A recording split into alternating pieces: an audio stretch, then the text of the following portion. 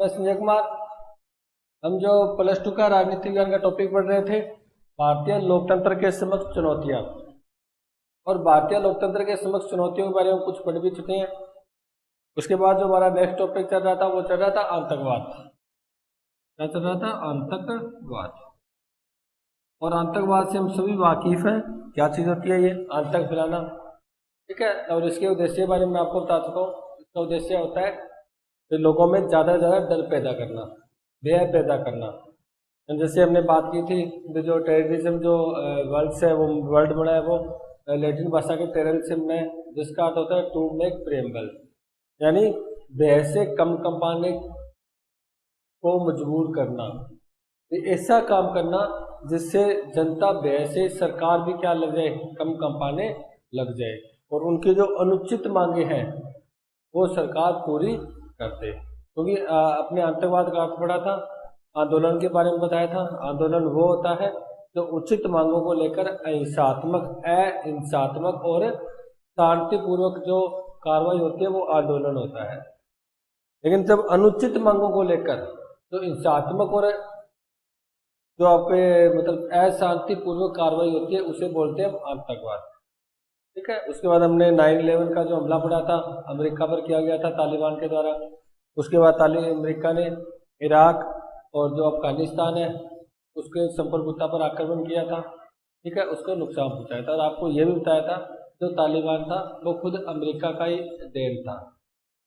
America ने उसको क्या किया था, शीत युद्ध के दौरान उसको प्रफुल्लित किया था, यानी उसको क्षय दिया था, ठीक है। और उसी ने अमेरिका पर आक्रमण कर दिया था 11 सितंबर को, ठीक है। ये से हम बोलते हैं 9/11 का जो आक्रमण है, अटैक है वो, ठीक है। आतंकवाद का हम अर्थ पढ़ चुके थे, आतंकवाद का अर्थ भी हमने पढ़ा था, आतंकवाद का उद्देश्य हमने पढ़ लिया। अब आगे हम आतंकवाद के साथ एक मीडिया का संबंध और जोड़ देते हैं। आतंकवाद और मीडिया, इनमें क्या संबंध है? आतंकवाद और मीडिया, देखो इससे मीडिया से क्या है, एक आतंकवाद है जो अपना साथों जो कार्रवाई करता है या अपना जो कार्य करता है, जो भी मतलब वो लोगों की मृत्यु करता है, तो उसके द्वारा आतंकवाद को क्या होता है, एक तो फ्री में ही, यानी आप कह सकते हो ऐसे ही उसको मतलब एक फेमसता हो जाती है, फेमसता यानी वो लोकप्रिय हो जाता है जनता में। यानी मीडिया के द्वारा वो क्या कर सकता है, जनता में लोकप्रिय हो सकता है और अपनी कार्रवाई को उचित ठहरा सकता है वो। तो अगर अत्यधिक मीडिया के द्वारा उसके साथ यूज किया जाएगा आतंकवाद के साथ, तो जैसे मान लो थोड़ी बहुत छोटी घटना हुई और मीडिया तो जानते ही हो आप, किस बार उसको बढ़ा चढ़ाकर किस बार उसके बारे में बताया जाता है, ठीक है। तो इस मीडिया द्वारा आतंकवाद क्या कर सकता है, एक जनता में लोकप्रिय के रूप में हो सकता है। उसके बाद हम भी क्या हो सकते हैं, हम भी उसको सहन पड़ जाते हैं।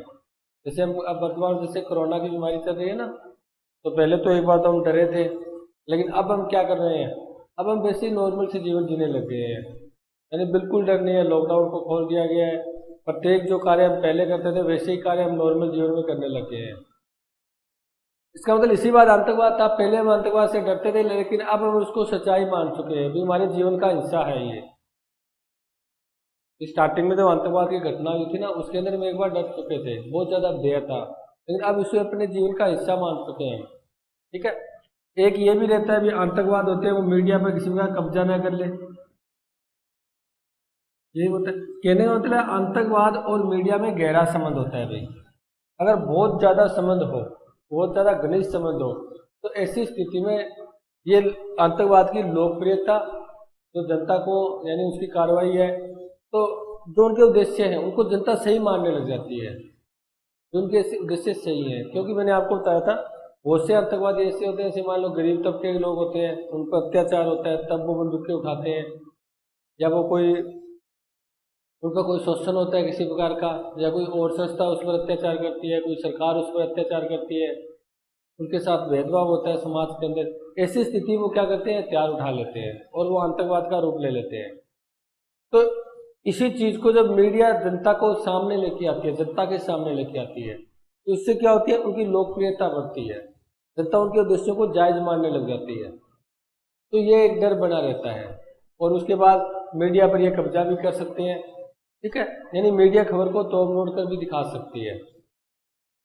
उसके बाद अगर हम बात करें आतंकवाद के मनोवैज्ञानिक तत्व कौन कौन से होते हैं, क्योंकि मैंने आपको पहले ही कहा था आतंकवाद क्या है, एक मनोवैज्ञानिक अटैक का हमला है, मनोवैज्ञानिक। क्योंकि आतंकवाद का एक उद्देश्य है, क्या उद्देश्य है, आतंकवाद ये कहता है कि सबसे ज्यादा लोग उसको देखें, सबसे ज्यादा आप कह सकते हो जनता उसको देखे, न कि अधिक लोग मरे। यानी उनका उद्देश्य होता है कि सबसे ज्यादा जनता उसको देखे, सबसे ज्यादा लोग उनकी कार्रवाई को देखे। तब तो भीड़ भड़ाके इलाके में वो क्या करते हैं, ऐसी कार्रवाई करते हैं ताकि ज्यादा से ज्यादा जनता उसकी कार्रवाई को देखे, और जितनी ज्यादा जनता देखेगी उतनी ज्यादा क्या होता है, उसका भय का डर है वो फैलाव होगा, डर फैलेगा पूरे देश के अंदर, डर को मतलब आगे से आगे क्या हो जाएगा, जुड़ जाएगा, फैलना शुरू हो जाएगा। इनका उद्देश्य ये नहीं है ज्यादा लोग मरे, उनका उद्देश्य ये ज्यादा लोग देखें उनकी कार्रवाई को, ज्यादा से ज्यादा उनका जो विचार है, जो उनके मांगे हैं, वो ज्यादा से ज्यादा लोगों तक पहुंचे। तो तभी तो देखो जब भी कोई अटैक होता है ना, तो कोई ना कोई आतंकवादी संगठन उसकी जिम्मेदारी लेता है। ये जल्दी करते हैं सर, जिम्मेदारी लेते हैं, ठीक है जी ये अटैक हमने किया था, इसका रीजन ये था, ठीक है। तो कहने का मतलब ये एक मनोवैज्ञानिक अटैक है। मनोवैज्ञानिक क्या है, एक हमला है। तो मनोवैज्ञानिक तत्व कौन कौन से हैं, मनोवैज्ञानिक तत्व के अंदर जैसे किस प्रकार किया जाता है, हम ये बात कह सकते हैं कि किसी को उकसाना यानी प्रेरित करना, उकसाना उसको। मान लेते हैं कई बार देखते हैं ना फिल्म के अंदर होते हैं, जो हम व्यवहारिक जीवन में देखते हैं, किसी प्रकार का उनको वो मतलब अत्याचार होता है या शोषण होता है, तो उनको उकसाया जाता है, ठीक है।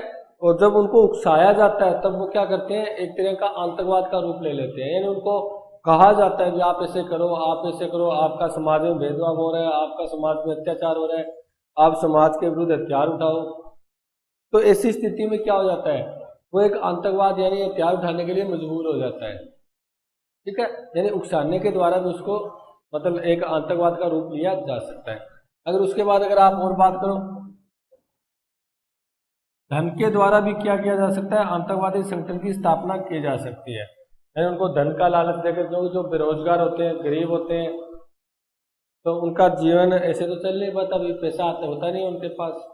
तो वो जो आतंकवादी बड़े बड़े संगठन होते हैं ना, जो विश्व के अन्य देश होते हैं, बहुराष्ट्रीय कंपनियां होती है, वो उन्हीं लोगों को जैसे बेरोजगार है उनको तैयार करते हैं, क्योंकि उनको काम तो होता नहीं है। उसके बाद जो गरीब है उनको पैसा देते हैं, और पैसा देकर ऐसी कार्रवाई करवाते हैं, ठीक है। तो इसके द्वारा भी उनको क्या है, धन के द्वारा भी उनको एक तरह का उकसाया जाता है। तो इसके समाज के अंदर जो भेदभाव होता है, अत्याचार होता है, उसके बारे में उकसाया जाता है। सरकार के विरुद्ध भी उनको उकसाया जाता है, भी सरकार है वो आपके पक्ष की नहीं है, सरकार आपका नुकसान कर रही है, सरकार आप पर अत्याचार कर रही है, ठीक है। ऐसे कानूनों का निर्माण कर दिया है जिसके कारण आपका विकास नहीं हो रहा, या कोई जॉब नहीं निकल रही, रोजगार नहीं निकाल रही सरकार, ठीक है। ऐसी स्थिति के अंदर ही क्या होता है, एक आतंकवाद का रूप होता है, यानी आतंकवाद प्रफुल्लित होता है, आतंकवाद बढ़ता है, आतंकवाद की घटनाएं बहुत अधिक बढ़ती है। अगर हम नेक्स्ट आगे टॉपिक करें इसका, आतंकवाद के बारे में,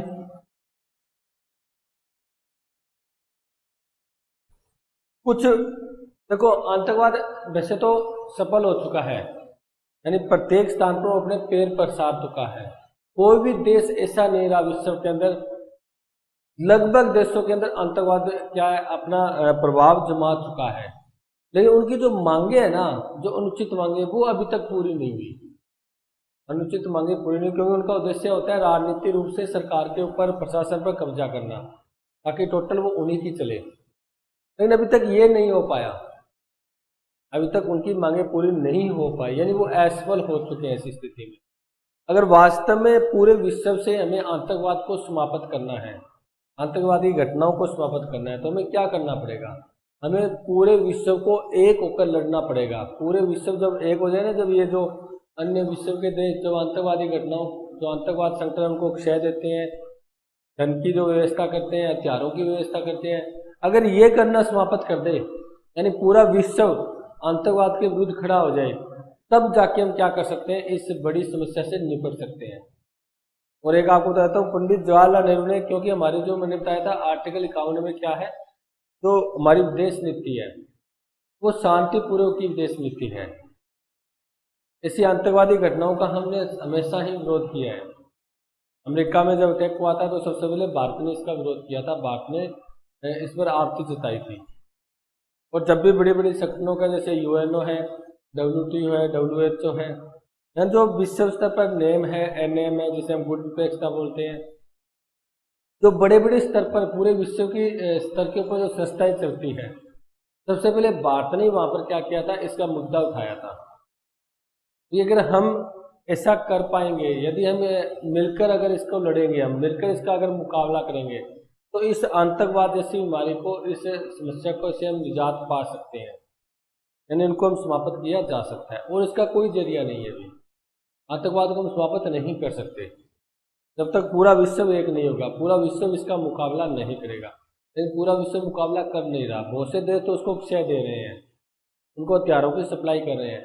अगर हम बात करें तो प्रत्येक आतंकवाद का कोई प्रतीक या चिन्ह होता है, देख लें, यानी कोई ना कोई उसका प्रतीक होता है, चिन्ह होता है जिसका वो उपयोग करते हैं। जैसे हम बात करते हैं पंजाब की, पंजाब के अंदर जो आतंकवादी घटनाएं हुई थी ना, उनके चिन्ह क्या था, जैसे मोटरसाइकिल, ठीक है, उसके बाद मारुति वैन और AK-47।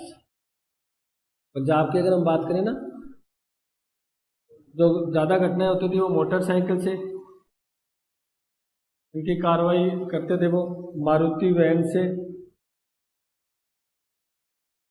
और उनके पास जो हथियार थे वो AK-47। यानी इन चीज़ों का क्या है, पंजाब के अंदर वो एक प्रतीक के रूप में काम करते थे। मैंने आपको बताया था उनका कोई प्रतीक या बिंब होता है जिसका वो क्षेत्र में उपयोग करते हैं। जैसे पंजाब के अंदर उपयोग करते थे वो मोटरसाइकिल, मारुति वैन और AK-47, ये उनका आतंकवादियों का चिन्ह था, आतंकवादियों का एक प्रतीक था। अब हम बात करते हैं भी इसके बारे में, कुछ जो हमारे व्यक्ति थे, विशेषज्ञ थे, उन्होंने कुछ बात कही थी आतंकवाद के बारे में। यूरी त्रिफोनाव, ये व्यक्ति था यूरी त्रिफोनाव, ये आपके सिलेबस में, इसलिए आपको बताना जरूरी है। देखो, इन्होंने आतंकवाद की असफलता के बारे में कुछ बात कही थी। उन्होंने कहा था जो आतंकवाद है ना, आतंकवाद का विश्व स्तर पर पतन हुआ है। आतंकवाद का पूरे विश्व स्तर की हम बात करें ना, आतंकवाद का विश्व स्तर पर पतन, आतंकवाद का विश्व स्तर पर पतन हुआ है।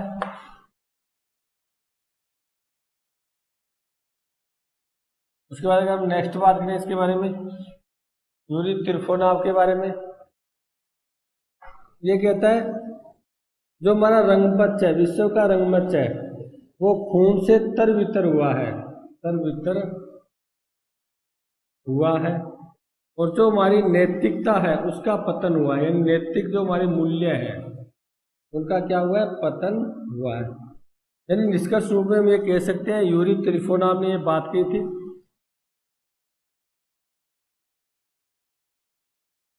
क्या है, आतंकवाद विश्व स्तर पर पतन हुआ है, रंगमंच खून तर बितर हो चुका है, और नैतिक मूल्य पतन हुआ, नैतिक मूल्य का पतन हुआ है। जो नैतिकता है, जो मूल्य है, उसका क्या हुआ है, पतन। इसका हम नैतिक रूप से गिर चुके हैं।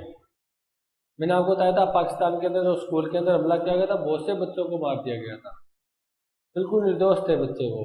और जब उनका पूरा जब हालात देखा गया था ना, तो वहाँ पर खून से तर बितर उनके बैग पड़े हुए थे, एक बुक थी, यानी खुद के उनके ड्रेस के कपड़े थे, हर जगह खून ही खून बिखरा हुआ था। तो ये चीज देखकर एक मन दहलाने वाली सी बात है, ये पूरा, ये मतलब पूरा दिल दहल जाता है इससे, ये चीज देखकर। यानी ये पूरा क्या है, हमारा जो रंगमंच है वो पूरा खून से तर बितर हो चुका है।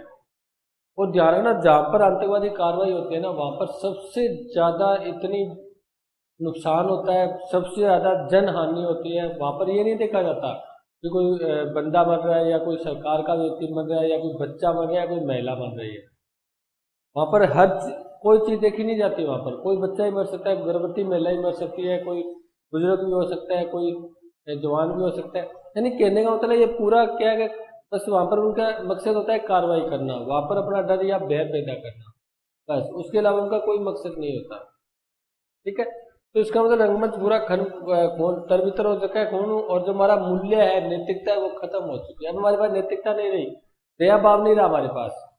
और आप देख ही चुके आतंकवादी जो घटनाएं होती है, ऐसे अभी बताया था स्कूल के अंदर जो विद्यालय में पाकिस्तान में हुआ था, तो क्या है वहां पर एक तरह का बच्चों को मार दिया गया था, छोटे छोटे बच्चों को, जिनका अभी तक उनका मतलब प्रशासन से, उसकी देश की व्यवस्था से कोई संबंध ही नहीं था बेचारों का। उनको तो पता ही नहीं था भी प्रशासन क्या होता है, सरकार क्या होती है, आतंकवाद क्या होता है। लेकिन हुआ क्या, वो खुद नैतिक से गिर चुके हैं, उनके पास कोई मूल्य नहीं रहा, उनका कोई दया भाव नहीं रहा। सिर्फ वो क्या करते हैं, सिर्फ अपनी कार्रवाई को अंजाम देने की सोचते हैं। आगे कौन मरता है कौन नहीं मरता, उनसे उनको कोई मतलब नहीं होता। ठीक है, तो ये बात कही थी यूरी त्रिफोनाव ने। ये आतंकवाद का विश्व स्तर पर पतन हुआ है, रंगमंच खून तरबितर हुआ है, और नैतिक मूल्य की पतन, हमारा जो नैतिक है मूल्य है वो उसका पतन हो चुका है, हम जीत चुके हैं। उसके बाद आता है डेविड फॉर्मकिन। इन्होंने भी आतंकवाद के बारे में कुछ बात कही थी। डेविड फॉर्मकिन, उन्होंने कहा था हिंसा होता है ना, आतंकवाद का प्रारंभ है। हिंसा आतंकवाद का प्रारंभ है, परिणाम है, वह अंत है। तो कितनी बढ़िया बात की इन्होंने। ये आतंकवाद के साथ मेन शब्द ही क्या जुड़ा है, हिंसा जुड़ा है बस। आतंकवाद का काम ही क्या होता है, हिंसा करना। आतंकवाद का क्या काम होता है, हिंसा। हिंसा तो जानते हो ना, बस। अहिंसा नहीं, अहिंसा की बात तो महात्मा गांधी ने की थी, उसके अंदर तो हम किसी का दिल तक नहीं दुखा सकते, किसी को मन वचन कर्म किसी के द्वारा हम किसी प्रकार उसे बुरा सोच भी नहीं सकते। बुरा करने की तो अलग बात है, बुरा करने की सोचना भी नहीं है। लेकिन इनका तो काम ही हिंसा करना होता है, लोगों की मृत्यु करना होता है, लोगों की हत्याएं करना होता है। तो उन्होंने कहा था जो हिंसा है वही आतंकवाद का प्रारंभ है, परिणाम है, अंत है। इसका मतलब आतंकवाद से हिंसा जुड़ी हुई है, आतंकवाद से हिंसा जुड़ी हुई है। जहाँ पर आतंकवाद हम कहते हैं ना, ये आतंकवाद की कार्रवाई हो गई थी, या आतंकवाद ने अपना बम विस्फोट किया, किसी प्रकार कुछ भी किया, जैसे बम्बई के अंदर किया गया था। ठीक है, तो वहां पर हम एक ही बात देखेंगे भी हिंसा हुई है, यानी लोगों की मृत्यु हुई है, हत्याएं हुई है। ठीक है, तो ये बात कही थी डेविड फॉर्मकिन ने। तो इसके बारे में बहुत चर्चा कर लेते हैं। यूरी त्रिफोनाव ने कहा था ये आतंकवाद का विश्व स्तर पर पतन हुआ है, रंगमंच है जो वो खून से तरबितर हो चुका है। नैतिक मूल्य है उससे हम पतन हो चुके हैं, पतन होना मतलब खत्म होना, हमारे अंदर नैतिकता खत्म हो चुकी है, मूल्य खत्म हो चुके हैं, दया भाव खत्म हो चुका है। उसके बाद डेविड फॉर्मकिन ने कहा था ये हिंसा है वही आतंकवाद का प्रारंभ है, यानी शुरुआत ही हिंसा से होती है, परिणाम ही हिंसा है, और अंत भी हिंसा है। जो उनका अंत भी होता है वो हिंसा के साथ ही होता है, उनका प्रारंभ भी हिंसा के साथ होता है, और उसका परिणाम है वो भी एक हिंसा है, यानी रिजल्ट भी एक हिंसा के रूप में ही निकलता है। इसका मतलब आतंकवाद का जो मेन मुद्दा है, मेन जो बात है आतंकवाद में, वो हिंसा की है। बस ये कही थी डेविड फॉर्मकिन ने। तो हिंसा के बिना इनका काम ही नहीं चलता। ठीक है, उसी को तो आतंकवादी घटना बोलते हैं, क्योंकि मैं आपको बता चुका हूँ जो अनुचित मांगों को लेकर हिंसा करते हैं, अशांतिपूर्ण व्यवहार करते हैं, वही तो आतंकवाद है। ठीक है, अगर अब हम आगे चर्चा करें आतंकवाद का दुष्परिणाम की, थोड़ी बात कर लेते हैं। देखो सिंपल सिंपल बातें हम पढ़ लेते हैं थोड़ी बहुत। सबसे इसके कारण पढ़ लेते हैं हम। ठीक है, उसके बाद उसके दुष्परिणाम पढ़ लेंगे, बेसिक चर्चा कर लेते हैं हम। उसके बाद उसको हम दूर करने के उपाय भी थोड़ा बहुत पढ़ लेंगे। क्योंकि देखो इसके अंदर तो सिर्फ ये आतंकवादी, इसके अंदर तो सिर्फ आपको चर्चा से ही समझना है, वाद विवाद से समझना है, कहीं से पढ़कर नहीं समझ आता इसको। इसको तो ये समझ आता है ठीक है जी, आतंकवाद के बारे में आपको बता रहा हूँ, आप सुन रहे हो, आप अपने दोस्तों को बताते हो, उनसे पूछते हो क्या भाई सही है बात, ये आतंकवाद इतना बुरा होता है, इतनी हिंसा फैलाता है, तो वो आपको एक दो तीन बातें बताएगा, कुछ ना कुछ बातें बताएगा कि हाँ जी वहाँ पर मैंने न्यूज़पेपर के अंदर आतंकवाद की घटना को पढ़ा था, वहाँ पर बहुत ज़्यादा लोगों की मृत्यु हुई थी, बहुत ज़्यादा खून बहाया था। तो ये इससे बढ़ा जाता है। ठीक है, तो हम बात करते हैं सबसे पहले इसके कारण की। देखो आतंकवाद के कारण क्या है, मैंने बताया था आतंकवाद का कारण ये भी हो सकता है, बेरोजगारी हो सकती है, या सरकार के द्वारा शोषण किया जाता है, गरीबी भी हो सकती है। ठीक है, ये आतंकवाद के कारण हो सकते हैं, यानी असमानता। क्योंकि हम 1947 में आज़ाद हुए थे, तब हमें ऐसा लगा था कि जो ब्रिटिश काल के द्वारा हमारे साथ भेदभाव किया जाता था, यानी ब्रिटिश में भेदभाव भी तो था, भारतीयों को दबाया जाता था, उन पर शोषण किया जाता था। हमने ये सोचा भी स्वतंत्रता के बाद हम समान हो जाएंगे, यानी हमारा जो शोषण होता था वो खत्म हो जाएगा, अत्याचार खत्म हो जाएंगे। लेकिन 1947 के बाद ऐसा हो नहीं पाया। हमारे भारत के अंदर अभी तक क्या बनी हुई है, असमानता बनी हुई है, गरीब और गरीब हो चुका है, अमीर और अमीर हो चुका है, ठीक है। हर जगह पर अत्याचार है, शोषण है, ये बढ़ रहा है, लोग अपने आत्महत्याएं कर रहे हैं। ये कहने का मतलब जो हमारा उद्देश्य था ना, भी हम स्वतंत्रता के बाद जो भेदभाव चल रहा है हमारे साथ, जो हमारा शोषण चल रहा है, जो अत्याचार चल रहा है, उससे हमें छुटकारा मिल जाएगा और एक हम स्वतंत्रता और समानता से समान रूप से अपने जीवन का निर्वाह कर सकते हैं। लेकिन ऐसा हुआ नहीं। इसके कारण अभी तक हमारे यहाँ पर भेदभाव बना हुआ है, असमानता बनी हुई है। आप देख लो अमीर गरीबी के अंदर कितना भेदभाव है। अमीर है उसके पास तो बहुत ज़्यादा पैसा है, गरीब है उसके पास 2 टाइम का खाने तक का पैसा नहीं है। यानी ये असमानता बढ़ी है, कम नहीं हुई। असमानता बढ़ी और अभी तक बढ़ रही है। अमीर और अमीर हो रहा है, गरीब और गरीब हो रहा है, यानी ये असमानता फैलती है। और जब असमानता, क्योंकि लोकतंत्र क्या होता है, लोकतंत्र बात करता है समानता की। लोकतंत्र किसकी बात करता है, समानता की। और भारत में लोकतांत्रिक देश है, भारत एक लोकतांत्रिक देश है, यानी भारत में लोकतंत्र पाया जाता है। तो भारत में समानता होगी तभी तो लोकतंत्र के उद्देश्य पूरे हो पाएंगे, क्योंकि वो तो समानता की बात करता है। तो समानता हमारे यहाँ पर है नहीं, असमानता पाई जाती है। तो अभी तक हमारे लोकतंत्र के उद्देश्य भी पूरे नहीं हो पाए, ठीक है। इसका रीजन ये भी हो सकता है, इसका रीजन एक राजनीतिक कारण भी हो सकता है। जो राजनीतिक दल होते हैं वो अपनी सरकार बनाने के लिए दंगे करवाते हैं, वास्तव में सही है ये बात। अपने वोट बैंक तैयार करने के लिए, चुनावी राजनीति के अंदर अपने आप की सरकार बनाने के लिए, सीटें प्राप्त करने के लिए, अपने उम्मीदवारों को जिताने के लिए वो क्या करवाते हैं, दंगे करवाते हैं, कुछ घटनाएं करवाते हैं, ठीक है, ताकि उनकी लोकप्रियता बढ़े, ताकि उनकी लोकप्रियता समाज के अंदर बढ़े और उनको वोट एंड सके, वो उनको वोट प्राप्त हो सके। तो राजनीतिक काल तो मैंने कहा था प्रत्येक समस्या में आपको पढ़ना है, तो राजनीतिक काल पढ़ सकते हो आप, वोटों की राजनीति आप पढ़ सकते हो, ठीक है। ये कुछ कारण है, गरीबी है, बेरोजगारी है, राजनीतिक कारण है, चुनावी राजनीति है, ठीक है, वोटों की राजनीति है। वैसे तो आपको बताएं क्या, ये जो चुनाव आयोग ने कुछ न कुछ उस पर कंट्रोल किया है, क्योंकि हमारा एक स्वतंत्र चुनाव आयोग है। उसने कुछ चुनाव के अंदर धांधली वगैरह होती है या जो दंगे वगैरह होते हैं उसमें कंट्रोल किया, लेकिन पूर्ण रूप से कंट्रोल नहीं कर पाया है अभी तक। अभी तक ये दंगे करवा रहे हैं, अभी तक अपने मंसूबे को पूरे करने के लिए, अपने उद्देश्यों को पूरा करने के लिए वो किसी भी प्रक्रिया से गुजर सकते हैं। अगर हम बात करें इसके दुष्परिणाम की, दुष्परिणाम तो आपको बिल्कुल ही सिंपल है। इससे आर्थिक हानि होती है ना। सबसे ज़्यादा सार्वजनिक संपत्ति को नुकसान पहुंचता है।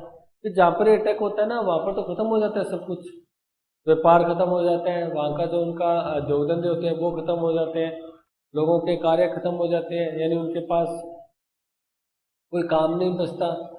तो ये क्या होता है, इससे आर्थिक हानि होती है। सबसे ज़्यादा सार्वजनिक संपत्ति को हानि होती है, निजी संपत्ति को भी हानि होती है। तो आर्थिक हानि भी क्या होती है, आतंकवाद से होती है।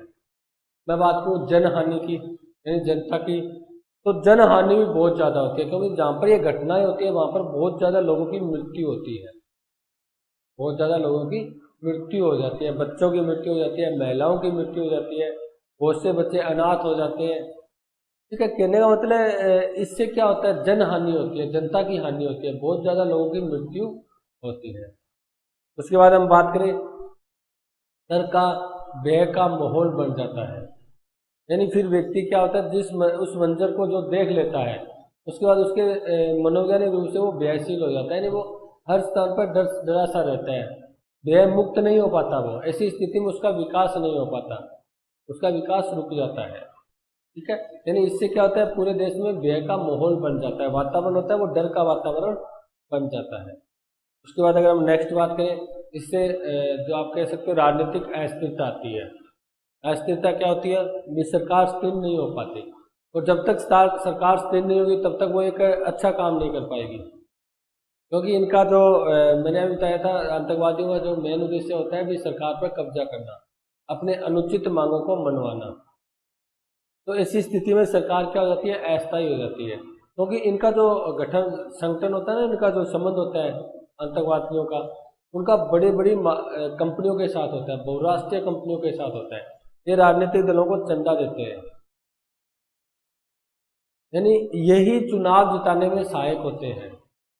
यानी बहुत से दल तो चुनाव इन्हीं के सारे जीतते हैं। अब इनके सारे चुनाव जीतते हैं तो स्वाभाविक सी बात है, वो जब उनको चुनाव जिताकर सीट में बिठा सकते हैं, सरकार बना सकते हैं, तो सरकार को गिरा भी सकते हैं, क्योंकि उनके पास बहुत ज़्यादा विदेशी करेंसी होती है, बहुत पैसा होता है। मैंने कहा था विदेशों से इनके पास पैसा आता है,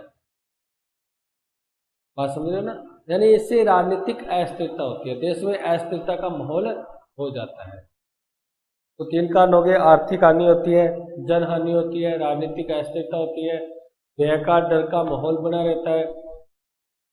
और उसके द्वारा एक ये भी होता है, जब मान लो एक आतंकवादी संगठन है, उसने कुछ घटनाएं की, कुछ कार्रवाई की, घटना को अंजाम दिया, ऐसी स्थिति में जब उनके उद्देश्यों को मान लिया जाता है, उनके मांगों को मान लिया जाता है, तो उससे और ज़्यादा कुछ आतंकवादी जो संगठन होते हैं वो प्रेरित हो जाते हैं।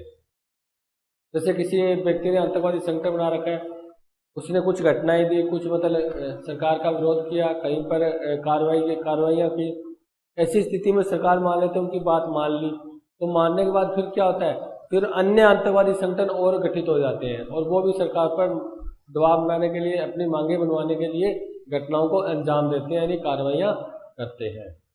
ठीक है, तो ये सब मीडिया का काम होता है, भी ध्यान रखना। ये मीडिया होती है, हमने पढ़ा था ना, आतंकवाद और मीडिया से जब गहरा संबंध हो जाता है तो इस स्थिति में वो नुकसानदायक हो सकता है। मान लो किसी आतंकवादी संगठन ने कोई कार्रवाई की, मीडिया ने उसको क्या किया, जनता के सामने ले आई। एक तो जनता से उसको लोकप्रियता मिल गई, दूसरी बात अब डेली खबरें आएगी, समाचार न्यूज़पेपर में आएगा, तो उसके कारण जनता इसको सहन पड़ गई, यानी जनता उसका विरोध नहीं करती, अपने जीवन का हिस्सा मान चुकी है। उसके बाद मीडिया पर कब्जा भी किया जा सकता है। उसके बाद क्या हो सकता है कि मीडिया उनकी मांगों को जनता तक पहुंचाते हैं, उनकी ये मांगे थी, इन मांगों को लेकर उन्हें मतलब ये आतंकवादी घटनाएं की है, कार्रवाइयाँ की है। इससे कुछ और नए आतंकवादी संगठन भी प्रेरित हो जाते हैं, उनको उकसाते हैं, और कुछ आतंकवादी संगठन और जन्म ले लेते हैं।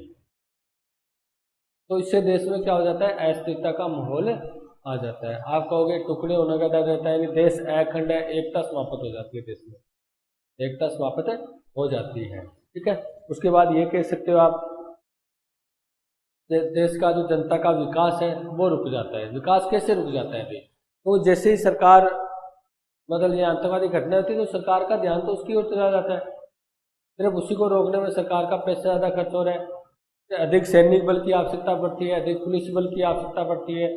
ऐसी स्थिति में जब पुलिस बल और सैनिक बल ज़्यादा काम करते हैं तो उनकी कार्य क्षमता भी कम होती है, क्या नहीं होती। फिर जब ये आतंकवादी घटना ना हो तो ठीक है, उनकी आवश्यकता नहीं होती, लेकिन आतंकवादी घटनाएं होती है तो इन सैनिक बलों की इनकी ज़्यादा आवश्यकता पड़ती है। जब उनकी ज़्यादा आवश्यकता पड़ती है तो उनकी कार्य क्षमता में क्या होती है, कमी होती है, कार्य क्षमता उनका क्या हो जाता है, कम हो जाता है। ठीक है, तो कहने का मतलब है इसके द्वारा भी क्या होती है, देश में अस्थिरता फैलती है, हमारा विकास रुक जाता है, औद्योगिक विकास रुक जाता है, हमारा जो व्यावसायिक है, उसके बाद जो कृषि का है, चाहे वो कहीं भी ले लो आप, हर जगह का विकास हमारा रुक जाता है, हर क्षेत्र का विकास रुक जाता है। उसके बाद उसके हम और बड़े, अब हम बात करते हैं इसके दुष्परिणाम के अंदर, हम बात करें जैसे नैतिक पतन हो जाता है, हम पढ़ चुके हैं, यह तो यूरी जो त्रिफोनाव था, उन्होंने ये बात भी कही थी, इससे मनुष्य का नैतिक पतन हो जाता है, यानी वो मूल्य से बिल्कुल गिर जाता है, उनमें नैतिकता नहीं रहती, नैतिकता बिल्कुल ही खत्म हो जाती है। नैतिकता जानते हो ना, ईमानदारी, दूसरे को मतलब दुख न देना, दूसरे को नुकसान न पहुंचाना, सभी को समान मानना, भेदभाव न करना, किसी की हत्या न करना, यहाँ तक जीव जंतु को भी नहीं मारना। लेकिन अब ये क्या करते हैं, अब इनकी नैतिकता समाप्त हो जाती है, उसके बाद ये आगे नहीं देखते किसको मारा जा रहा है, किसको नहीं मारा जा रहा है, कहाँ पर कार्रवाई कर रहे हैं, कहाँ नहीं कर रहे, बस ये बिल्कुल नैतिक रूप से पतन हो जाता है, नैतिक रूप से खत्म हो जाते हैं। और जिस देश में नैतिकता खत्म हो जाती है उस देश का पतन भी बहुत जल्दी हो जाता है। ठीक है, क्योंकि हमने बात की थी ना, व्यक्तियों से मिलकर ही तो देश बनता है, जब व्यक्ति अनैतिक हो चुका तो पूरा देश ही अनैतिक हो जाएगा। उसके बाद आप कह सकते हो अंतर्राष्ट्रीय स्तर के ऊपर भी साख कमजोर हो जाती है, यानी अंतर्राष्ट्रीय स्तर के ऊपर भी हम कमजोर हो जाते हैं,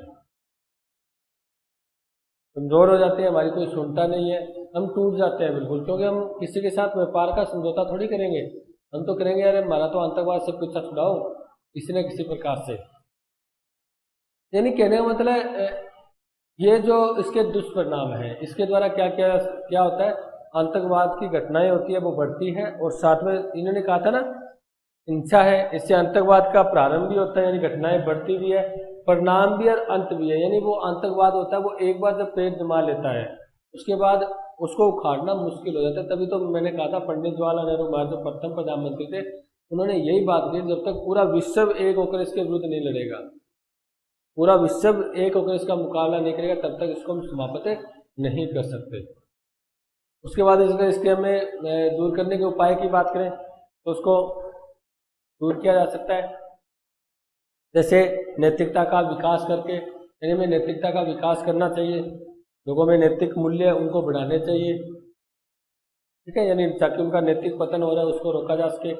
आप कह सकते हो शिक्षा को बढ़ाना चाहिए, शिक्षा बढ़ने से जनता होती है ना वो एक तरह का सुधार होता है। शिक्षा एक ऐसी चीज होती है जो बंदे को में सुधार करती है, उसमें नैतिकता ईमानदारी वो उसके अंदर लेके आती है। आप कह सकते हो जो राजनीतिक कारण है, वोटों की राजनीति है, चुनावी राजनीति है, उसको दूर करना चाहिए। सरकार को ऐसे कानून बनाने चाहिए, कठोर कानून बनाने चाहिए जिससे उन पर प्रतिबंध लगाया जा सके, ठीक है, जो आतंकवादियों के लिए कठोर कानून होने चाहिए ताकि उन पर प्रतिबंध लगाया जा सके। उसके बाद आप ये कह सकते हो ज़्यादा से ज़्यादा लोगों में रोजगार है बढ़ाना चाहिए, गरीबी को कम करना चाहिए, तो देश में असमानता है उसको कम करना चाहिए। क्योंकि मैंने आपको पहले ही कहा था लोकतंत्र का मेन उद्देश्य होता है, उनका जो विशेषता होती है वो समानता होती है। अब उस समानता को लेके आना चाहिए, जैसे हम समानता को लाएंगे, अच्छे अच्छे कानूनों का निर्माण करेंगे, ये समाज के अंदर भेदभाव को समाप्त करेंगे, तो बहुत से ऐसे संगठन है जो इसके कारण चलते हैं, जो अत्याचार है शोषण के कारण चलते हैं, अगर ये समाप्त हो गया तो ये संगठन भी क्या हो जाएंगे, समाप्त हो जाएंगे। और आप क्या कह सकते हो, आप कह सकते हो एकजुट होकर लड़ना चाहिए, हमें आतंकवाद से एकजुट होकर लड़ना चाहिए। सभी मिलकर अगर हम आतंकवाद का मुकाबला करेंगे तो हम उसको समाप्त कर सकते हैं, ठीक है। यानी ये इसके दूर करने कुछ उपाय है, यानी विश्व स्तर पर एक सेंटर बना देना चाहिए, ठीक है, पूरा विश्व उसका मुकाबला कर सके। अगर कोई देश किसी आतंकवादी संगठन को या उसके संघ को पैसा दे रहा है, धन सुविधा दे रहा है या हथियार सप्लाई कर रहा है, तो उसके विरुद्ध पूरे विश्व को मिलकर कार्रवाई करनी चाहिए।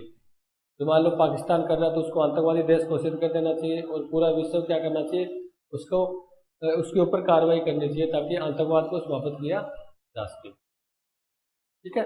यानी हमारे जो सैनिक बल है उनको आधुनिक हथियार दिए जाने चाहिए जिसके कारण वो आतंकवाद को दबा सके, उसको समाप्त कर सके। हमारी जो टेक्नोलॉजी है वो उच्च होनी चाहिए, तकनीक प्रौद्योगिकी को अच्छी तरीके से बनाना चाहिए जिससे हमें कार्रवाई होने से पहले उसको पकड़ा जा सके। उनको देखो जैसे वो वहाँ पर कोई घटना करते हैं तो इससे नुकसान हो जाता है, उस नुकसान या घटना होने से पहले ही उनको गिरफ्तार किया जाए, उनको पकड़ा जा सके। ऐसी स्थिति हमारे देश में ऐसी टेक्नोलॉजी अपनानी चाहिए, ऐसी प्रौद्योगिकी को लेके आना जिससे हमारा सूचना तंत्र तेज हो जाए ताकि हमें हर चीज़ की सूचना वो जल्दी जल्दी प्राप्त हो सके, ठीक है। तो ये हम कुछ आतंकवाद के अंदर पढ़ चुके हैं, आतंकवाद की अर्थ पढ़ चुके हैं, उसके उद्देश्य पढ़ चुके हैं, कुछ विशेषताएं आतंकवाद की, इनके मनोवैज्ञानिक कारण पढ़ चुके हैं, कुछ हम निष्कर्ष के रूप में दो व्यक्तियों की बातें हम पढ़ चुके हैं, हम उसके कारण भी पढ़ चुके हैं, उसके दुष्परिणाम तो होते ही होते हैं क्योंकि समस्या पढ़ रहे हैं हम, और जो कारण है उसको दूर करोगे वो उसके उपाय हो जाएंगे। इसका मतलब आतंकवाद की समस्या को दूर करने के उपाय, उसको समाप्त करने के उपाय, वो मैंने आपको पहले कहा था जो उपाय होते हैं ना वो कारण में ही छिपे होते हैं। अगर आपको कारण पता है तो उसको आप दूर कर दो, उपाय हो जाएगा, ठीक है। ये एक तरह का आतंकवाद का आपका ऐसे ही था, ऐसे टाइप होता है ना जो लेख होता है जिसके अंदर पूरे आतंकवाद के अंदर आप पढ़ते हो, उसकी पृष्ठभूमि पढ़ते हो, ठीक है, उसके उद्देश्य पढ़ते हो, आप उसकी कार्रवाइयों के बारे में बात करते हो, तो वो एक तरह का हमने एक लेख पढ़ा है आतंकवाद के बारे में। ये आपका आतंकवाद का चैप्टर कंप्लीट हो चुका है। उसके बाद जो नेक्स्ट हम पढ़ते हैं इसी लेसन में अध्याय 10 का ही है, वो आज शुरू करते हैं राजनीतिक अपराधीकरण को। बहुत ही बढ़िया है, वर्तमान में आप यही देखते हो राजनीतिक अपराधीकरण।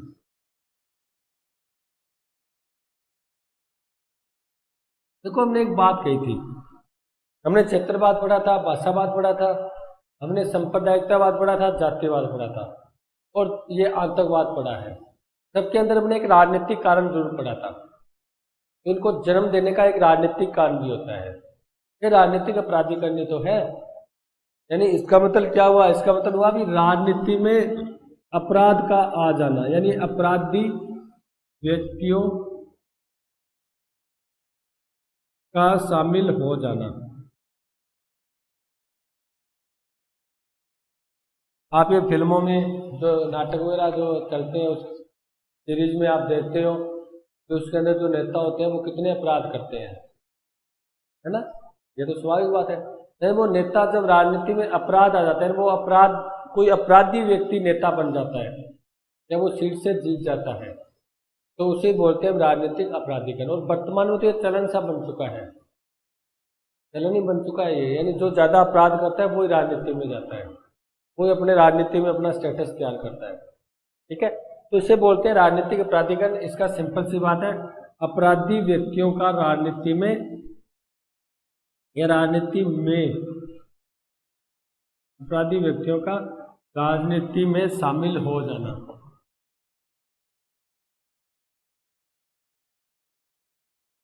जो अपराधी व्यक्ति राजनीति में आएंगे तो वो तो फिर तो अपराध को ही बढ़ावा देंगे। यानी उनका कहने में मतलब वो तो अपने नेचर को अलग थोड़ी कर देंगे। जैसा नेचर वो पहले करते थे, अपराधी थे, अब वर्तमान में वो क्या रहेंगे? जैसे ही नेता बनेंगे तो अपराध को ही क्या करेंगे? बढ़ावा देंगे। यानी इसका अर्थ सिंपल ही है, अपराधी व्यक्तियों का राजनीति में शामिल हो जाना। इससे क्या है? राजनीति अपराधीकरण बढ़ा है। राजनीति में नेता है, उसके अपराध बढ़े हैं, उनका जो भ्रष्टाचार बढ़ा है। ठीक है, यानी नेता वैसे काम करने लग गए हैं जैसे अपराधी काम करते हैं। देखो, नेता का मेन उद्देश्य क्या होता है? वो होता है अपने जो अनुयायी है, जनता है, उनका विकास करना, उनकी मांगे सुनना, उनको पूरा करना। लेकिन यहाँ पर जब अपराधी व्यक्ति राजनीति में आ जाता है और अपराधी व्यक्ति राजनीति में आता है तो वो अपना नेचर, अपना व्यवहार को नहीं छोड़ सकता और वो राजनीति के अंदर क्या करता है? अपराध करना शुरू कर देता है। इसका मतलब राजनीति को भ्रष्ट कर देता है। और हम तो वैसे ही राजनीति को बुरा कहते हैं, है ना? घर वाले जब भी हम कहीं चुनाव होते हैं, बाहर जाते हैं ना, ये कहते हैं यार इस राजनीति से दूर रहे, मत जा, वहाँ पर हमें नहीं जाने देते। और जब दो दोस्त बात करते हैं, हम ऐसी बात कर देते हैं, वो कहेगा अरे तू राजनीति मत कर। तो मतलब राजनीति को बुरा कहते हैं हम। और वास्तव में जो अरस्तु था ना, जो यूनानी अरस्तु, उन्होंने तो ये बात कही थी, जो राजनीति है ना वो सर्वोच्च विज्ञान है, मास्टर साइंस की उपाधि दी थी उन्होंने।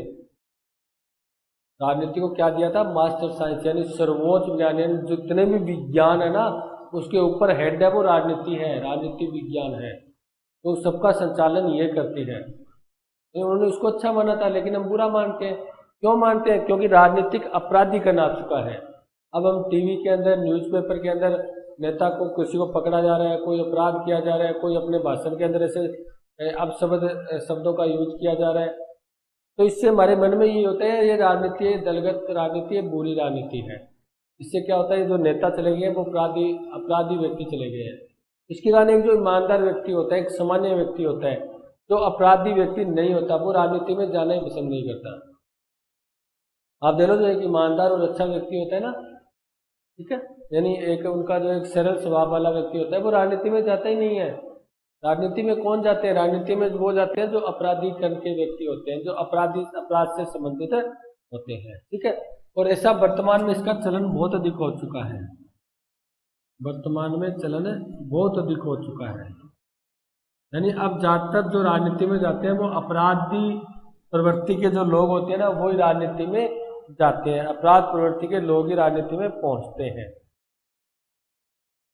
अब हो गया ये आपका राजनीतिक अपराधीकरण। उसके साथ हम पढ़ेंगे भ्रष्टाचार, यानी क्योंकि ये लेसन का नाम ही यही था, आतंकवाद, राजनीतिक अपराधीकरण और भ्रष्टाचार। इसके अंदर आतंकवाद कंप्लीट हो चुका है, फिर राजनीतिक अपराधीकरण और भ्रष्टाचार पढ़ेंगे। अब राजनीतिक अपराधीकरण का अर्थ भी हम कर चुके हैं, ये इसका अर्थ है। बस इतना ही ध्यान रखना आपको इतना ध्यान, अगर आपको राजनीतिक अपराधीकरण का अर्थ पूछे तो आपको ये कहोगे ये अपराधी व्यक्तियों का राजनीति में शामिल हो जाना या अपराधी व्यक्तियों का राजनीति में प्रवेश, यही राजनीतिक अपराधीकरण है। ठीक है, इससे राजनीति में अपराध बढ़ा है, कम नहीं हुआ, क्योंकि इससे व्यक्ति वहां पर पहुंच चुके हैं तो अपराध तो बढ़ेगा, कम थोड़ी होगा।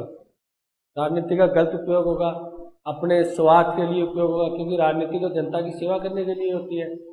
लोगों का विकास करने के लिए होती है, जनता का कल्याण करने के लिए होती है। लेकिन जब ये अपराधी व्यक्ति वहां पहुंच जाएंगे तो उनका उद्देश्य क्या हो जाएगा? लोगों का विकास करना थोड़ी हो जाएगा। वो तो क्या करेगा?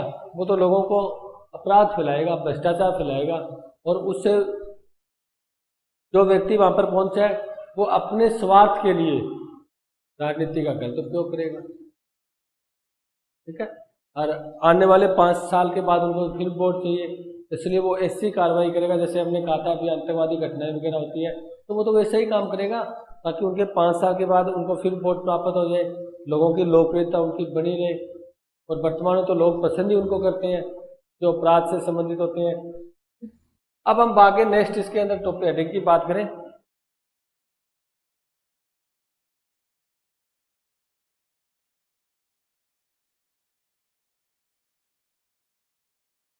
राजनीतिक अपराधीकरण के कारण। राजनीतिक अपराधीकरण के, ये राजनीतिक अपराधीकरण क्यों होता है? नंबर 1 तो हम कह सकते हैं वहां जो नैतिक मूल्य है वो गिर चुका है। कह सकते हैं गरीबी और जो अशिक्षा है इसके कारण भी क्या होता है? राजनीतिक अपराधीकरण बढ़ा है। हम इन तीनों के बारे में आज चर्चा कर लेते हैं। देखो, हमारा नैतिक मूल्य गिर चुका है, यानी हमारे पास एक अधिकार है वोट देने का अधिकार, मतदान करने का अधिकार। क्या अधिकार है? मतदान करने का अधिकार।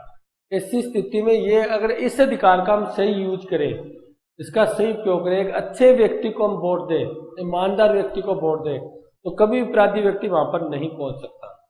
लेकिन हम खुद नैतिक मूल्य से गिर चुके हैं। हम सिर्फ अपराधी व्यक्ति को, यानी अगर वो मान लो हमें पैसे देता है, धन देता है, या कोई अन्य प्रकार की हमें सुविधा देकर हमसे क्या ले लेता है? वोट ले लेता है। इसके कारण क्या होता है? ये जो एक ईमानदार व्यक्ति है वो वहां पर नहीं पहुंच पाता, और एक अपराधी व्यक्ति वहां पर पहुंच जाता है। गरीबी, गरीबी के कारण भी क्या होता है? राजनीतिक अपराधीकरण बढ़ा है, क्योंकि अब गरीब व्यक्ति अपने वोटों को बेचने के लिए तत्पर हो जाता है। कहते हैं ना, बहुत से चुनाव के अंदर देख लेना, पैसे बहुत पकड़े जाते हैं, काला धन बहुत पकड़ा जाता है, जनता को पैसा दिया जाता है, वोटों को खरीदा जाता है। तो ये खरीदने ही राजनीतिक प्राधिकरण है, क्योंकि जो व्यक्ति एक ईमानदार है, जो अच्छी छवि वाला है, वो तो वैसे ही जीत जाएगा। खरीदना कौन खरीदना चाहता है? जिसको पता होता है कि मेरा छवि अच्छी नहीं है, लोकप्रिय नहीं हूँ, तो ऐसी स्थिति में वो क्या चाहता है? जनता को खरीदना चाहता है, वोटों को खरीदता है, बहुत ज्यादा पैसे लगाता है वो। ठीक है। तो हमारे देश में अधिक गरीबी है, इसके कारण भी राजनीतिक प्राधिकरण बढ़ रही है। अशिक्षा, क्योंकि जो मैंने अभी बताया था, एक शिक्षित व्यक्ति होता है, जो शिक्षित व्यक्ति होता है ना, वो सोच समझ कर ही मतदान करता है, सोच समझ कर ही व्यक्ति को चुनता है। तो जब उसके पास शिक्षा होती है तो उसको पता होता है आने वाले जो व्यक्ति है जिसको मैं वोट दे रहा हूँ वो कौन है, किस क्षेत्र से संबंधित है, नहीं सॉरी, हम किस नेचर है, उसका व्यवहार कैसा है, वो आपराधिक प्रवृत्ति का है, या वो अपने ईमानदार है, या वो एक भ्रष्टाचारी व्यक्ति है, यानी कैसा व्यक्ति है वो कौन सोचेगा? जो व्यक्ति शिक्षित होगा। लेकिन जिसके पास अशिक्षा होगी उसको पता ही नहीं होगा कि प्रशासन चलता कैसे है, सरकार कैसे बनती है, किस बार राजनीतिक प्राधिकरण बढ़ रहा है, किस बार उसको कम किया जा सकता है, हमारे वोट का क्या मूल्य है, मतदान का क्या मूल्य है। ऐसी स्थिति वो ऐसे व्यक्ति को वोट देगा, ऐसे व्यक्ति को विजित करेगा जो व्यक्ति क्या होते हैं? ईमानदार नहीं होते, या जो अपराधी प्रवृत्ति के होते हैं। तो हम राजनीतिक प्राधिकरण के कारण के अंदर आज हम 3 ही कारण पढ़ेंगे। एक तो हमारा नैतिक मूल्य गिर चुका है, अब हम नैतिक रूप से बिल्कुल ही गिर चुके हैं, नैतिकता नहीं रही हमें, ईमानदारी रही नहीं हमें। ठीक है। इसके कारण भी राजनीतिक प्राधिकरण बढ़ रहा है। तो जब लोग एक नहीं होंगे, लोगों ने ईमानदारी खत्म कर दी, तो वहां पर तो वही पहुंचेंगे भी जो अपराध के व्यक्ति होते हैं। बस वो लोगों को खरीदते रहेंगे, लोगों पर अत्याचार करते रहेंगे, शोषण करते रहेंगे, डरा धमकाकर वोट लेते रहेंगे, और वो क्या रहेंगे? वहां पर राजनीति में पहुंचते रहेंगे, अपने मनमानी करते रहेंगे। गरीबी के कारण भी राजनीतिक प्राधिकरण बढ़ता है, और अशिक्षा के कारण भी राजनीतिक प्राधिकरण बढ़ता है। यानी शिक्षित व्यक्ति प्रत्येक प्रशासन के बारे में जानता है, सरकार के बारे में जानता है, जो हमारा एक वोट है वो कितना महत्वपूर्ण है। लेकिन अशिक्षित व्यक्ति नहीं जानता। वो कई बार हम घर पर बात करते हैं ना, मम्मी पापा कह देते हैं यार एक वोट से क्या हार जीत होने वाली है, एक वोट का क्या है, आप इसको दे दो, मैं इसको दे दो। ऐसा नहीं है, एक वोट का बहुत मूल्य होता है। वही वोट आपको एक अच्छी सरकार का निर्माण करवा सकता है, और वही वोट आपका एक बुरी सरकार का निर्माण करवा सकता है। ठीक है डियर स्टूडेंट, हम राजनीतिक प्राधिकरण के कारण के बारे में कुछ और भी पढ़ेंगे, वो हम नेक्स्ट क्लास नेक्स्ट वीडियो में पढ़ेंगे। राजनीतिक प्राधिकरण के कारण वगैरह पढ़ने के बाद हम उसके दुष्परिणाम भी पढ़ लेंगे, दुष्सेम ही होते हैं, उसको दूर करने के उपाय भी पढ़ लेंगे, और उसके बाद हम पढ़ेंगे भ्रष्टाचार। ठीक है, तो आज की क्लास इतनी है, नेक्स्ट क्लास में मिलते हैं। Thank you.